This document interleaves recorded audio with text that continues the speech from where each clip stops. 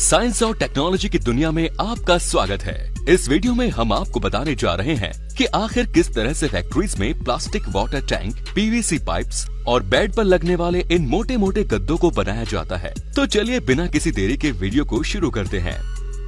Mattress making process. Mattress यानी कि bed पर लगने वाले मोटे मोटे गद्दों को बनाने के लिए सबसे पहले एक स्टील के पतले वायर का इस्तेमाल किया जाता है। इस स्टील के वायर को एक मशीन में से गुजारा जाता है, जहां इस वायर की छोटी छोटी स्प्रिंग्स बनाई जाती है। फिर इन सभी स्प्रिंग्स को एक कॉटन के हल्के कपड़े में एक मशीन के जरिए पैक किया जाता है। ऐसे ये मशीन इन सभी स्प्रिंग्स को लगातार इस कपड़े में पैक करते जाती है। फिर एक मशीन के जरिए इन कपड़ों में लगी सभी स्प्रिंग्स को आपस में जोड़ा जाता है। इसके लिए इन स्प्रिंग्स को कॉटन की 2 सीट के बीच में एक प्लेटफॉर्म पर खड़ा किया जाता है। यहाँ इन सभी स्प्रिंग्स के साइड और इसके नीचे वाली शीट के नीचे की तरफ एक मशीन की मदद से ग्लू लगा दिया जाता है और फिर एक स्प्रिंग्स की लंबी लाइन को इससे चिपका दिया जाता है। इस तरह से इन स्प्रिंग्स को आपस में 2 शीट्स के बीच चिपकाते हुए इन स्प्रिंग्स का एक बेड तैयार कर लिया जाता है। इसके बाद बनाया जाता है इन गद्दों पर लगने वाले सॉफ्ट फॉर्म को। इसके लिए एक प्लास्टिक की फिल्म लगे स्क्वायर फ्रेम में एक स्पेशल लिक्विड को मशीन के जरिए डाला जाता है। ये लिक्विड डालने के कुछ टाइम बाद फूलने लगता है और ये लिक्विड पूरी तरह से फूलकर एक सॉफ्ट फॉर्म बन जाता है। फिर इसे कुछ देर के लिए यूं ही छोड़ दिया जाता है। इसके बाद इस फॉर्म को एक प्रेसिंग मशीन के नीचे रखकर दबाया जाता है। फिर इस फॉर्म को एक कटिंग मशीन पर रखा जाता है। यहाँ इसके खराब किनारों को काटा जाता है। फॉर्म के चारों तरफ के किनारों को काटकर इस फॉर्म को परफेक्ट फिनिशिंग दे दिया जाता है। इसके बाद इस फॉर्म को इसी कटिंग मशीन के जरिए एक एक करके 10 पतली पतली शीटों में काट दिया जाता है और फिर इन शीट्स को एक एक करके उठाया जाता है और दूसरी जगह पर रखा जाता है।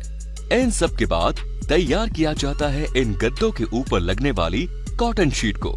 इसके लिए एक सिलाई मशीन की मदद से कॉटन शीट को एक अलग टाइप के पतले फॉर्म से जोड़ा जाता है। फिर इस तैयार शीट के एक्स्ट्रा किनारों को एक कैंची से काटकर हटा दिया जाता है और फिर इन किनारों की एक मशीन के जरिए फिर से सिलाई कर दी जाती है। फिर फाइनली इस स्प्रिंग वाले बेड को एक प्लेटफॉर्म पर रखकर इसके ऊपर फॉर्म की एक पतली लेयर को लगाया जाता है। इसके लिए पहले स्प्रे गन से स्प्रिंग वाले बेड पर ग्लू को स्प्रे किया जाता है। इसके बाद इस फॉर्म की शीट को हाथों से दबाकर अच्छी तरह से इस पर लगा दिया जाता है और फिर इस शीट पर इसी तरह से ग्लू लगाकर एक और फॉर्म की शीट लगाई जाती है और फिर इस शीट पर फाइनली सबसे सॉफ्ट फॉर्म की तैयार लेयर को लगाया जाता है। फिर इस तैयार बेड के साइड पर एक कपड़ा लगाकर इसे साइड से कवर कर दिया जाता है और फिर इसके ऊपर कॉटन की शीट लगाकर इसके किनारों को साइड वाले कपड़े से एक सिलाई मशीन की मदद से सिल दिया जाता है। फिर इस गद्दे को उल्टा रखकर इसके पीछे की तरफ भी एक कॉटन की शीट लगाई जाती है। इस शीट को लगाकर इसके किनारों को भी साइड वाले कपड़े से सिल दिया जाता है। इसके बाद ये गद्दा पूरी तरह से बनकर तैयार हो जाता है। फिर इस गद्दे को एक मशीन के जरिए प्लास्टिक फिल्म में कवर कर दिया जाता है और फिर इसे आगे एक मशीन से दबाकर इसको इस प्लास्टिक फिल्म में वैक्यूम कर दिया जाता है, जिसके बाद ये गद्दा पूरी तरह से चिपक जाता है। फिर आगे एक और प्लास्टिक फिल्म में इस गद्दे को रोल कर दिया जाता है। फिर इसे एक डिब्बे में डालकर पैक कर दिया जाता है। फिर जब इन गद्दों को इंस्टॉल करने के लिए इसकी प्लास्टिक फिल्म को जैसे ही हटाया जाता है तो ये गद्दे वापस से अपने रियल साइज में फूल जाते हैं। Next is water tank making process. Water tank बनाने के लिए सबसे पहले रॉ प्लास्टिक को एक ग्राइंडिंग मशीन में डाला जाता है, जिसके बाद ये रॉ प्लास्टिक पाउडर फॉर्म में कन्वर्ट हो जाते हैं। इसके बाद वाटर टैंक बनाने के लिए इसके मोल्ड को रेडी किया जाता है। इसमें एक फ्रेम में 2 वाटर टैंक मोल्ड लगाए गए हैं। इन मोल्ड को ओपन करके इनमें रॉ प्लास्टिक पाउडर को डाला जाता है। इसके बाद इन मोल्ड के ढक्कन को लगाकर इन्हें वापस से पैक कर दिया जाता है। अच्छी तरह से इन मोल्ड को पैक करने के बाद इन मोल्ड को एक क्रेन से उठाकर एक रोटेटिंग प्लेटफॉर्म पर रख दिया जाता है।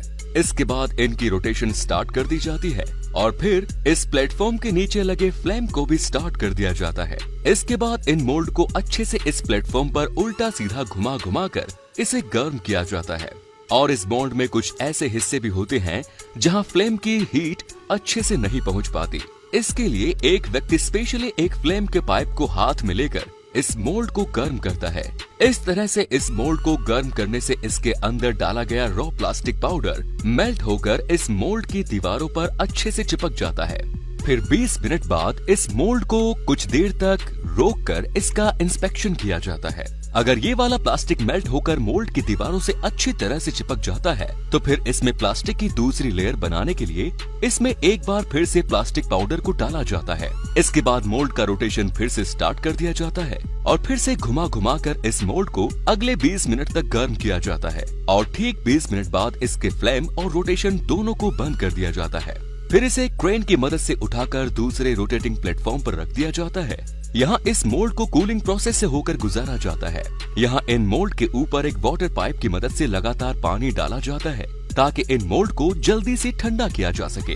कुछ देर पानी डालने के बाद जब ये मोल्ड ठंडे हो जाते हैं तो फिर एक बार फिर से इन्हें एक क्रेन की मदद से उठाकर जमीन पर रख दिया जाता है और फिर कुछ टूल्स की मदद से इन मोल्ड को ओपन किया जाता है और फिर धीरे धीरे करके इनमें से वाटर टैंक को निकाल लिया जाता है।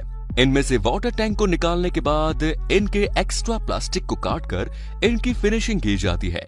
इसके बाद इस पर पहले से बना बनाया एक ढक्कन लगा दिया जाता है। फिर एक ड्रिल मशीन की मदद से इस ढक्कन के दोनों तरफ छेद किया जाता है ताकि इसके ढक्कन को बंद किया जा सके और ड्रिल मशीन की मदद से इसमें पानी का कनेक्शन करने के लिए पाइप लगाने के लिए भी इसमें और छेद किए जाते हैं और फिर इन छेद में वाल्व लगा दिए जाते हैं।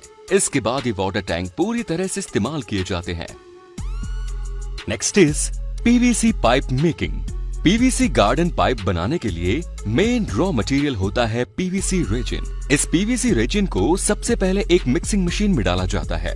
फिर इसमें स्टेबलाइजर, लुब्रिकेंट्स और कुछ प्रोसेसिंग एसिड्स को डालकर मिक्स किया जाता है और इन पीवीसी पाइप्स को अलग अलग कलर देने के लिए इस रॉ मटेरियल में कलर पिगमेंट को मिलाया जाता है जिससे इन पाइप्स को अलग अलग कलर दिया जाता है। फिर इस रॉ मटेरियल को अच्छे से मिक्स करने के बाद इसे एक कंटेनर में निकाल दिया जाता है और कुछ देर ठंडा होने के लिए छोड़ दिया जाता है। फिर इस मटेरियल को एक कंटेनर में डाला जाता है। यहाँ इसे 150 डिग्री सेल्सियस तक गर्म किया जाता है जिसके बाद ये मटेरियल एक रोटेटिंग डाई के ऊपर से होकर गुजरता है जिससे ये मटेरियल इस डाई पर मेल्ट होकर राउंड पाइप की शेप में बाहर आते रहता है। फिर आगे इस पाइप को ठंडा करने के लिए एक वाटर टैंक से गुजारा जाता है और इसके ऊपर से भी लगातार पाइप से पानी इस पर गिरते रहते हैं। इसके बाद ये पाइप पूरी तरह से बनकर तैयार हो जाता है। फिर इस पाइप को 30 मीटर की लेंथ पर काटकर इनके रोल बना दिए जाते हैं और इन्हें अच्छे से बांध करके इन्हें प्लास्टिक फिल्म से कवर कर दिया जाता है। इसके बाद इन्हें मार्केट में बेचने के लिए भेज दिया जाता है और ठीक इसी तरह से ही सेक्शन पाइप्स को भी बनाया जाता है।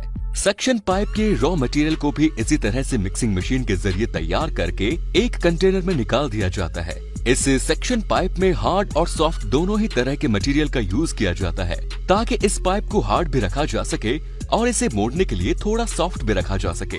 फिर इसके दोनों रॉ मटेरियल को 2 अलग अलग कंटेनर में डालकर 150 डिग्री सेल्सियस तक गर्म किया जाता है और फिर इन दोनों मटेरियल को एक साथ एक दूसरे पर ओवरलैप करते हुए एक डाई पर डाला जाता है जिसके बाद ये मटेरियल पाइप की शेप लेकर लगातार आगे बढ़ता रहता है और इसे ठंडा करने के लिए भी एक लंबे वाटर टैंक से गुजारा जाता है और ठंडा हो जाने के बाद इसे भी 30 मीटर की लेंथ पर काटकर इसके भी रोल बना दिए जाते हैं और फिर इसे अच्छे से बांध करके प्लास्टिक फिल्म से कवर कर दिया जाता है और इसे मार्केट में भेज दिया जाता है।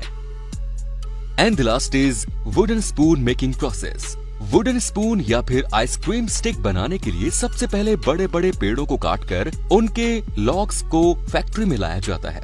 आपको बता दें कि ये सभी पेड़ नॉन टॉक्सिक होते हैं जिस वजह से इनके इस्तेमाल करने में सेहत को कोई नुकसान नहीं होता और न ही इनमें किसी तरह की स्मेल या फिर टेस्ट होता है।